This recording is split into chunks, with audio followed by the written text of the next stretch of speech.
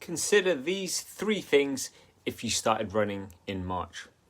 The first thing is to do with footwear, okay? Footwear, make sure that you get the right type of shoe.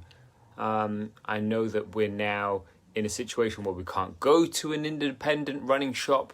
However, you've got to do your best in terms of finding out how you run, specifically how your foot lands when you strike the ground, in terms of whether your feet are rolling nicely through, or whether you're rolling inwards, or whether you're rolling outwards, because that will determine the type of shoe that you need. If you're a neutral runner, then you're going to need a neutral shoe. If you pronate or you supinate, you're going to need something with a bit more support. Okay, so work out or get help with working out how your feet land, because then that will tell you the type of shoe you need, and therefore you will invest in the right kind of running shoe. So as much as you wouldn't wear golfing shoes to play tennis, you wouldn't wear fashion shoes to go running, okay? And that is probably the one big mistake that a lot of people have made, where they've picked up running these past couple of months, maybe, around March time, because it's a great way to get out of the house, and it's a great way to clear your head, and the escapism and the exercise and the endorphins and all that stuff is great. However, if you're in the wrong footwear, you're going to do yourself an injury, okay? The number of people I've seen wearing the wrong type of shoes, and they're complaining about niggly ankles and knees and hips and stuff. And if you look at the footwear that they're wearing, the most common thing they say is, I just bought a cheap pair of trainers, and now I'm coming to you for help because I realized that those trainers weren't doing their job properly. So I'm here to save you that pain and get you to do it right from the outset, which is, if you're even semi-serious about running, it's not about having to spend a shed load of money on running trainers. It's about making sure that you invest in the right equipment so that you're best placed. You have the right equipment to do the job properly, okay? And the job of your trainers is to support your feet. Unless you're going to be barefoot running, you're going to have some kind of footwear on your feet, and make sure it's the right type, okay? So that's the first thing. Get the right type, get the right category, get the right shoe for your running style. That is the first thing to consider. The second thing is, when you're buying the shoes, make sure that they're the right size. If I had £1 for every time someone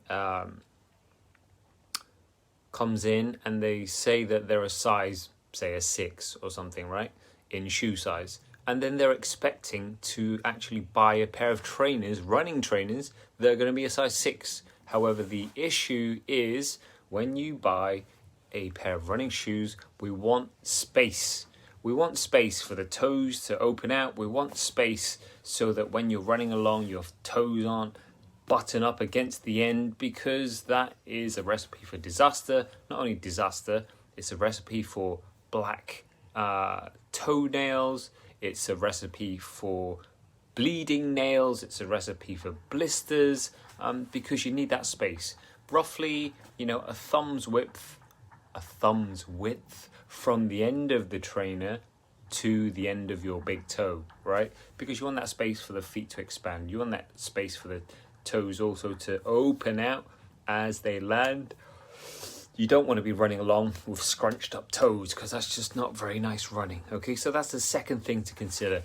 Make sure that your shoes are the right size. Make sure that they're the right fit. Make sure you have enough space, but not so much space that you're sliding around in the shoe. Make sure it's snug to your foot and that there's enough space at the front, okay?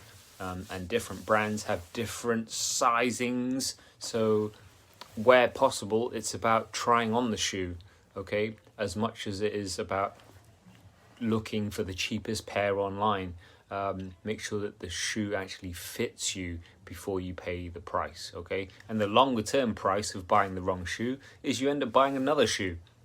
So why not get the right shoe in the first place? And the third thing to consider when you've started out running, a lot of people have started out and they're doing Couch to 5K or something like that, is to take it slow. It's not our job to be running. The job is to enjoy your running, okay? It's not your job to be winning races. It's not your job to train 7-8 hours a day like the professionals do. It's actually about using running to our advantage. It's about enjoying running for what it gives us. The freedom, the escapism, the endorphins, the feel-good factor, the exercise, the heart pumping, thumping, endorphins and mood lifts that you get from running, all right? It's all about that. It's about getting out of the house and pretty much going wherever you want to under your own steam. So enjoy your running, but the key to enjoying it in the long term is to take it steady, to take it easy. I made the mistake, and so many other people make the mistake of getting into running, getting really excited about it, and then just going hell for leather. Me personally, I went from not running at all since going to school. I then was into my 20s and late 20s, and I didn't actually start running properly again until like my 30s. And lo and behold, I got injured because I went from 0 to lots of running, and lots of running was literally 6, maybe even 7 days a week, and just doing far too much speed, too much mileage, too much time on my feet, and lo and behold, I got injured.